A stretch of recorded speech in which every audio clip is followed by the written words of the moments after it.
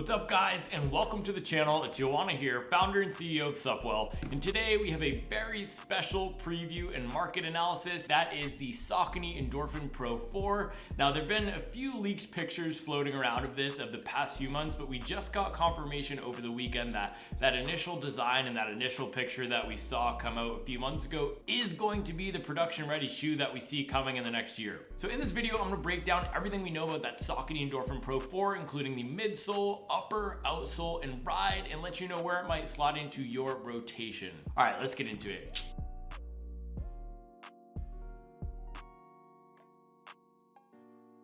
So for some context here, the Saucony Endoprhin Pro 3 is one of the most beloved super shoes on the market right now. With this third version, it shot up into that top tier of marathon racing shoes, especially for recreational runners. It has a bit less of an aggressive feel and more stable ride than the Vaporfly. You can see out here in the back, it's a bit wider than we see in the Vaporfly, which gives it a stable feel, good for people who are running that 3 to 4 hour marathon range. Now, me personally, I love this shoe so much. I have two pairs of it. This one has about 200 miles, this one has about 50 miles, and it's my favorite long run shoe of choice. I'm not running in plated shoes right now, but I put a ton of long run miles on these back when I was running in plated shoes. I also did my first marathon ever in the Saucony Endoprhin Pro 3, so it's always going to be near and dear to my heart. Now this Pro 3 here is a max stack shoe. It has a heel stack of about 40 millimeters, a forefoot stack of 32 millimeters for that 8 millimeter drop, and it's coming in at 7.2 ounces. Now the Saucony Endoprhin Pro 4 looks to build on the success of this Pro 3, but it is changing up the formula a bit.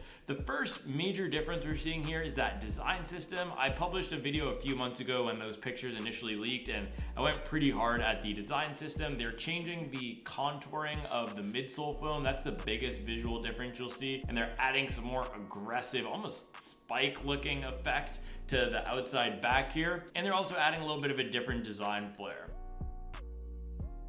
Alright guys, so let's dive into the midsole of the Saucony Endoprhin Pro 4. Right off the bat, you'll see, like I mentioned in that overview section, there is a lot of new contouring on the heel area of that midsole. So instead of being this smoothed out with lines situation, you got these big indents. It looks much better, I have to say, on foot than it does in that close-up picture, but it's still a departure from that classic look which we see in the version 3 here.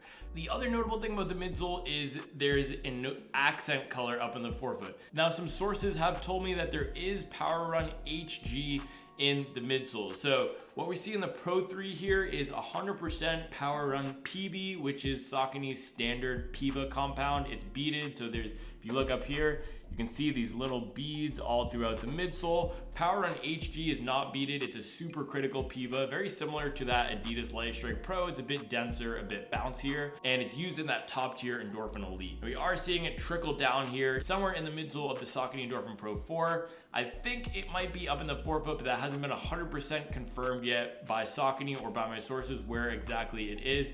So if we do know, I'll drop it in a comment, or if someone drops it in a comment, I'll pin it for you guys. Now the other notable thing about the midsole of the Saucony Endoprhin Pro 3 is the rocker. So the entire Saucony Endorphin series is characterized by this nice rocker underfoot, which makes it easier to roll along. It's the same thing that we see in that Speed 3 and that Shift 3.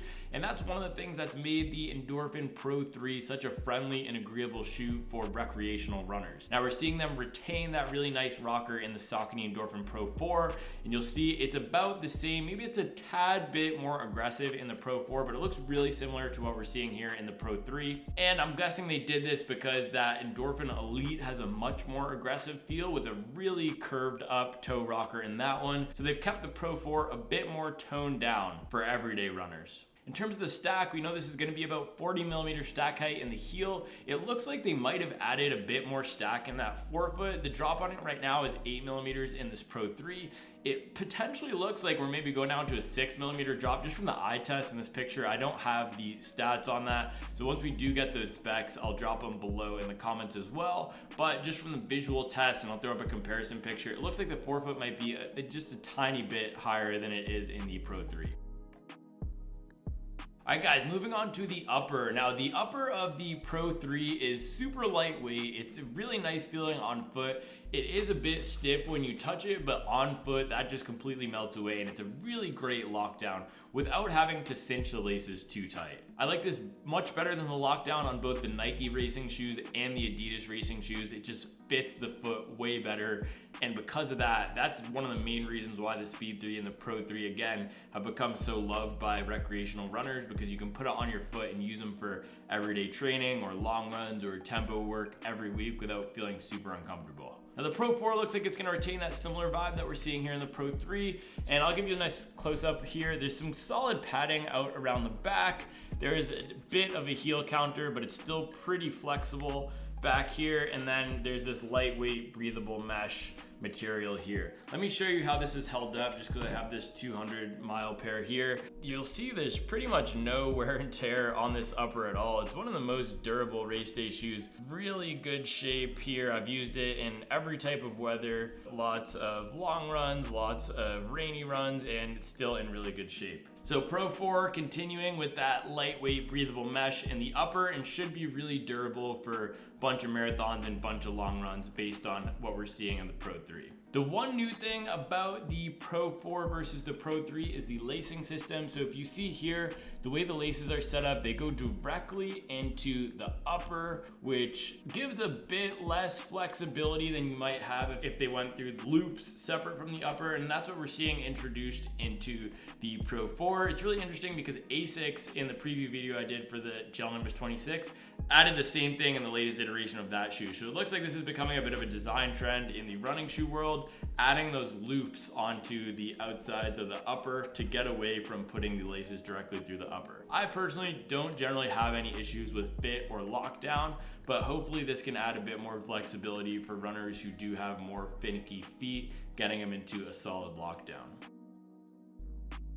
Alright guys, now moving down to the outsole. I don't have a picture of the outsole yet of the Pro 4, but I wanted to show you how the outsole of the Pro 3 has held up, because I don't think they're going to change it too much from what we see here. So Saucony is using this rubber here called XT900. They use it on all of their premium shoes, and this one has about 200 miles, and you'll see it's held up really well relatively for a race day shoe. Yes, we are starting to see a bit of degradation back here because I'm a heel striker, but if you look at the forefoot and my other high wear area, which is up here in the toe off zone, still held up really well. I mean, we have all of the texture still of the rubber, and the only area where we're really seeing it wear through is in this back.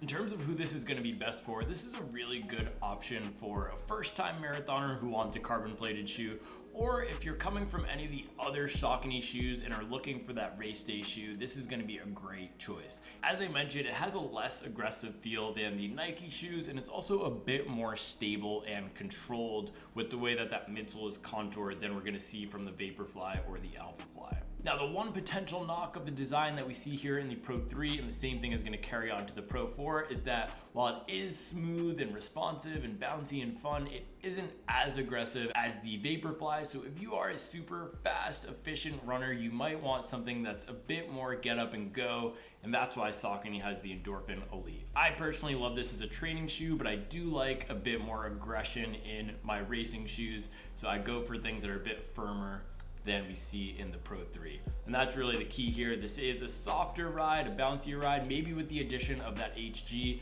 that will change the ride a little bit, make it a bit less soft and compliant, but I'm guessing it's not gonna be overly harsh or overly fast and aggressive, because that's the Endorphin Elite's place in the lineup.